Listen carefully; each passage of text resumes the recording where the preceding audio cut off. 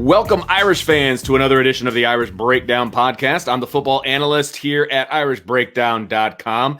And another special feature here for you guys. We're doing another Irish crossover, and we're going to talk women's basketball with the play-by-play voice of the Lady Irish, Sean Stiers. Sean, how are you doing today, sir? I'm doing great, my man. How are you? I am fantastic. Really appreciate you coming on and doing this with me. It's been a few weeks since the last time we did one of these. And honestly, a lot has happened with this women's team. I think the last time we talked, they were still getting girls back from injury. I remember, the first few games, there were people playing that really aren't getting a whole lot of minutes to this point. And they were getting some people back. Niele Ivey was still trying to figure out, I guess, really what those combinations, kind of look like. So now we sit January 27th. Has she figured out kind of what her starting lineup looks like? What, who's coming off the bench, things of that nature, some personnel? Yeah, I think solid rotation. She's got it down to where she wants it right now, or at least, I guess where she is right now. Dara Mabry, Anaya Peoples, Abby Prohaska, Maddie Beld, and Michaela Vaughn are pretty much the starting five. And it's been that way for the last 7 games. And they have won, 5 of their last 7 in that stretch. So, and the 2 games that they lost got away from them in the fourth quarter, unfortunately. But yeah, so that's kind of where she is with the rotation. Now, Caitlin Gilbert had been in the starting lineup, and Prohaska was out of the starting lineup after Prohaska started this. She was a starter at the start of the year because Gilbert was in COVID protocol. Gotcha. But Gilbert has been in a cast for the last at least 3 weeks, I think, and like one of those scooters that you scoot around on, Yes, I do. You got to keep it elevated and all that kind of stuff. So Gilbert is out indefinitely, and they were originally hoping it was only going to be a couple games, and then it got worse, and they put the cast on. So she's out, and so with her out, they've had this 5, and then the next 2 off the bench, and really the main 2 off the bench are Destiny Walker and Sam Brunell. And now they were the team's 2 leading scorers from a season ago, and they're player number 6 and player number 7. It's almost 6A and 6B, because a lot of times, and really probably most of the times, at early in a game, they'll come in together at the same time. So that's kind of like 2 or 3 minutes into the game, that kind of thing. That's typically been the first substitution. So those are the main 7 right now. Alasia Hayes, freshman point guard, still kind of makes little cameos from time to time to kind of, spell things. And she gives them some nice things from a ball handling standpoint, from an athleticism, speed standpoint, those kind of things. She's not going to score a whole lot, though. I like the way she drives. She gets to the free throw line and that kind of stuff. And I'm trying to think if there's anyone else off the top of my head right now. I think those are the main ones. We did see Allie Campbell 2 games ago, a freshman who, again, because of the litany of players out at the start of the season, she saw a lot more playing time in the first 4 or so games, but then that really kind of disappeared for a couple of weeks. She got in a couple of games ago. I think it was at Virginia Tech. She got in a little bit in the first half, didn't come back in the second half. But so I think that's kind of the main rotation that she's got right now. Another one of those, and you kind of mentioned when you talked about Alasia Hayes coming in at the point guard position, that's been kind of an interesting position for this team. They, while Alasia Hayes is kind of a true point guard, of those that are playing on a consistent basis, it seems like that might be somewhat of the missing piece, the point guard position for Notre Dame right now. For sure. And I don't know that I thought that it would be, and I'm not saying it's an issue, but sure, you can tell as the season's gone on that they don't have a true point guard. Let's put it that, like that veteran kind of point guard. Because again, Alasia Hayes does some nice things, but I don't think that she's quite at the level that they need. And now Dara Mabry was there, right? Kind of early on, and she's still there. But what's interesting is these last few games, probably 3 or 4, Niele Ivey has taken Mabry off the ball at times. Like she'll still start off as the point guard, but she'll take her off the ball and then move her kind of down to the corner on the wing more as the true shooting guard. And right. it has definitely freed her up for more scoring opportunities, because as that has happened, her scoring has gone up. And that's, what she was more that shooting guard at Virginia Tech in her first 2 seasons there, when she hit over 153 in those first couple of seasons. So her scoring has gone up. They've had, like, Destiny Walker has brought the ball up. Maddie Beld at times will bring the ball up, that kind of thing. But that is definitely, I'd say, what this team lacks right now is the point guard who's not just a point guard who can handle the ball, get you in the sets, do the things that you need to do, but also be at least a scoring threat. Because sure. Again, Hayes can drive to the basket and do those kind of things, and she can distribute nicely, but she's not quite there as a true scoring threat, I think, overall. Well, yeah, I mean, she's only taken 18 total shots this season and made 7. So I mean, she's not even really looking. Free throws when she gets to the line, though. She does. Yeah, she's 12 of 18 from the free throw line. So right. But yeah, she doesn't even appear, just from a statistical standpoint, that she's even really looking for her shot. It's more of a distributor and all that. Right. And so that's sort of the balance when you've got that, like Mabry, who's used to being a shooting guard. I think that's kind of the thing for her is how you distribute and be the point guard while also looking for your shot. Having never been in that situation myself, right. I don't know what that conundrum is like. Interestingly, though, we're going to have Dara on SportsBeat, our local show here in town, on Thursday. So that's one of the things that I'll get to ask her about, kind of, what that has been like. And I'm interested to hear that. And that's one thing, not to get kind of off on a side tangent or anything, but I think we kind of touched on this the first time we talked, and I know you and I have talked about it as well. None of the broadcasters are traveling on the road. Right. So it's not just that you're not at the games, but when you travel on the road, you travel with the team, and you're essentially embedded with the team. And so you get to find out just through interacting and going to the shoot around and doing all these different things. Sure. You get to find out a lot more of these little sort of pieces that connect everything than if you're just, sitting in your man cave doing the game at home off of TV for the road games. And even when you're at home, you're up at the top of the arena. And basically the only real interactions I have with the team are with Neil Ivey for all the pregame interviews. And that's not even in person. I mean, that's right. It's on a headset or a telephone, depending on, where it is. And then for the home games, we get the assistant coaches after the games, but we don't do that for the road games just because of the technical setup. It doesn't allow us to do that right now. So there's a lot less. And again, me getting this being my first year doing this with 8 years or 10 years or whatever it is in between doing it, I just don't, there's a lot of missing pieces. Well, there's a disconnect. That I'm still kind of putting together. Yeah. There's an absolute disconnect. And you and I have talked about this a million times back when you used to do baseball as well. I mean, it's those, those dinners with the coaching staff. It's the bus rides with the players. I mean, you get to know people when you're stuck on a bus, for hours at a time, and, having dinner with people. I mean, things Buses come and up. Planes and that's right. And so you get to know players and coaches on and off the field /court.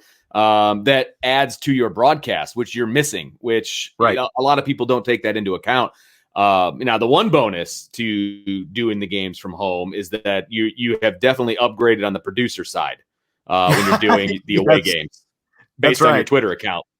That's right. My daughter Bailey, she comes in and she makes sure that we stay on time with our commercial breaks and our commercial inventory. So I saw the log in front of her. She helped out quite a bit. Yeah, she was keeping track, man. She's got a job to do. She knows, when that break comes up, we hit it. And she marks it off so that we know where we are over the course of the broadcast. Absolutely. No question. But no, that has to be a very difficult, and I'm sure, you're missing out on those trips to like Miami. I think what are they, 2 trips to Miami this year and some other things. There's some perks, but maybe next year. But anyway, back to the team and with point guard being, I don't want to say it's an issue, but it's someplace that they can potentially upgrade at this point. About a week ago, there's room for improvement. Exactly. About a week ago, we got news that next year's freshman, Olivia Miles, who was one of the top-rated players in the 21 class, is actually going to enroll early. She's a 5'10" point guard. That's her primary position. She has to quarantine for a week, then she can join the team. So that, kind of slows things up a little bit. But could this, and I realize you haven't seen her yet, so this is complete speculation on your part. But as an incoming freshman, not being with the team, do you see her making any kind of an impact, for the rest of this season? That's got to be, knowing that position is one that can use a bit of an upgrade. Right. But coming in the middle of the conference season like this, in the middle of a season period, fresh, not really knowing your teammates from an on the court, kind of a feel. Do you really think that she can make any kind of an impact this year? It's a really good question. Can you essentially make a late season trade? If if you're talking about professional sports, can you make a late season trade to inject something new? And what can that do for you? One of the things that, on top of the fact that she's a true freshman, as good as she is, number 8 player in the country, sure, according to ESPN, and the number 2 point guard in the country for the, freshman class coming in, as good as she is, one, it doesn't sound like she was able to do a whole lot of conditioning because her high school team wasn't playing, and that was part of her decision to graduate high school early. Her team wasn't playing, and a teammate of hers actually made the decision to go to UCLA. And that's what kind of got the ball rolling with her, according to what Niele Ivey told me. And there have been a handful of other players who I guess who have done this as well, like for the same reasons, because their teams, were shut down. So it's like, well, I might as well go. And the best part of this whole deal is you essentially, it's kind of like with football, and that's where we're used to seeing it. Sure. At a very minimum, she's going to get to practice with the team for the rest of this season. And then once next year starts, she's still a freshman because of, the NCAA gave everybody the extra year of eligibility. So she's still going to have 4 full years after this. But what adds to where they are right now in the schedule, they've got Syracuse coming up, just dropped out of the top 25. And then they've got number 1 Louisville, number 2 NC State, and then Syracuse again. And they still have Louisville coming up at the end of the season. So they're getting into a really tough stretch of the schedule as it is. So I guess my answer is, without being able to see her, I just don't know. It's going to be interesting because based on the timeline that Niele Ivey talked about and what they talked about in their initial release when they announced this a couple of weeks ago, this weekend's game against Syracuse is potentially the first time we could see her. So will we see her? I don't know yet. And I'll talk to Niele before the game. And it's an 11 a.m. game, by the way, which I don't know if I've ever had that. Like even in NCAA tournament situations, I don't know if I've ever done an 11 a.m. basketball game. I know I've done early baseball games, but right. I just don't know. I wish that I could offer more insight to it, but well, this is the time where it would be great to be sitting in on practice, right? I mean, exactly. To get some sort of, you can't even, and that's again what people may not understand. And if you listen to Jack Nolan, he talks about it all the time about going to practice and seeing the guys and what they're up to. Same thing on your end, having an opportunity to go to practice and get a feel for what that rotation is and who's doing what and all these different things. You don't have that opportunity this season, even though they have a huge, beautiful practice facility where you could very easily, watch practice. They've taken advantage of COVID and they're just not letting people in. And the teams have what they call their own bubble where they're tested X amount of times per week. And they go through all these different protocols.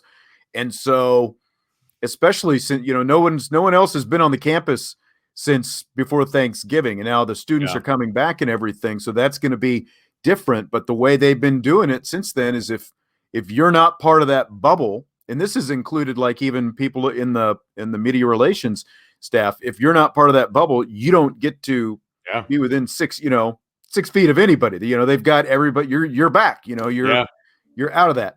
So that's it's made it different. It's made it a little bit more challenging this year, but we're doing the best we can.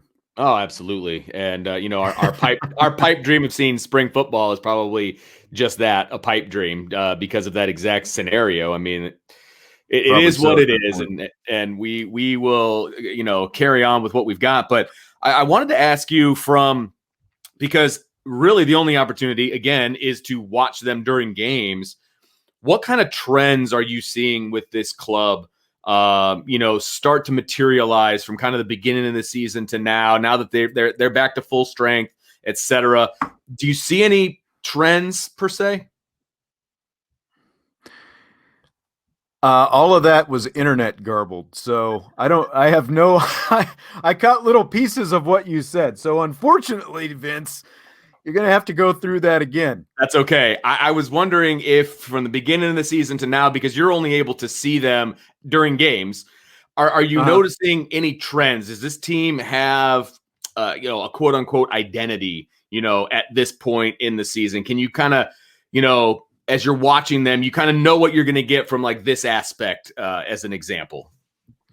Well, you know what? I do like the way they compete, and that's been something that we've been talking about with different teams, on different talk shows is the compete level, because I don't know, you've got a new head coach, you've got a Hall of Fame coach leaving, so even though your new coach is a highly thought of alum, you've got a new offense, and all these different things, and I like the way they competed, because basically their throw out the Clemson game, which was that was their last game before the holidays. I was going to say second to last, but that was their last game before Christmas. They came back and went to Miami on New Year's Eve.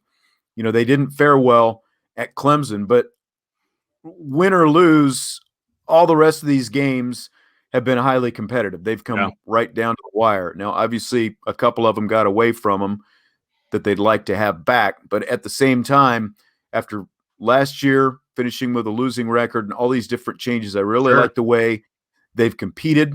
I also think that they're becoming a better rebounding team, and I think that's still an area where they can improve. Rebounding and defense are two of the things that Niele Ivey is always harping on, and I do think they become a better rebounding team, because one thing they lack now, Michaela Vaughn is a really nice player, and she gives them size, and that's part of why she's in the starting lineup, I think. But she was coming off an ACL toward the end of last season, and she's still really kind of recovering. They're one of the few teams in the ACC that does not have a true kind of big. Like a true big. And I was about to say dominant post, and it doesn't even have to be dominant, but I'm amazed, like with all these teams Notre Dame plays, it's like, oh, she's averaging a double-double, or she's almost averaging a double-double. Right. They don't have that right now. And I think part of that, again, goes to the fact that Vaughn is still, she's not even a year removed from having ACL surgery. So that's still kind of going back, and she's the biggest of the bigs on the roster, so they don't have that dominant post in there who's going to, go out and grab you 8 to 10 rebounds a night. Most of the rebounding has been done by Maddie Beld. She's the team's leading rebounder. But I like how collectively the team is continued to do a better job of rebounding. Like the team, even though they lost to North Carolina is one of the two best rebounding teams in the ACC. Right. They're out rebounding teams by almost 12 per game, but they only out rebounded Notre Dame by 4 the other day. So I thought that that was a good sign. And when I've kind of gone back and looked at some of the other games, they're a lot closer in a lot of these games. So I think that they're doing a good job of rebounding and continuing to get better rebounding. And, a big part of that as well is get a defensive stop, get the rebound, and then she wants to get them out and get them running. She really wants to score in transition, and we've seen some nice little spurts of that as well. I wanted to ask you quick about Maddie Beld, and she was the offensive go-to girl, in the beginning of the season, and really took to that responsibility well.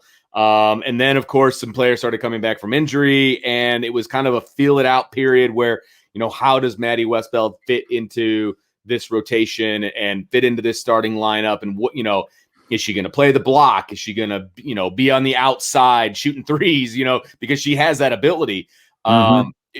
Has she settled into kind of her role on this team, do you feel?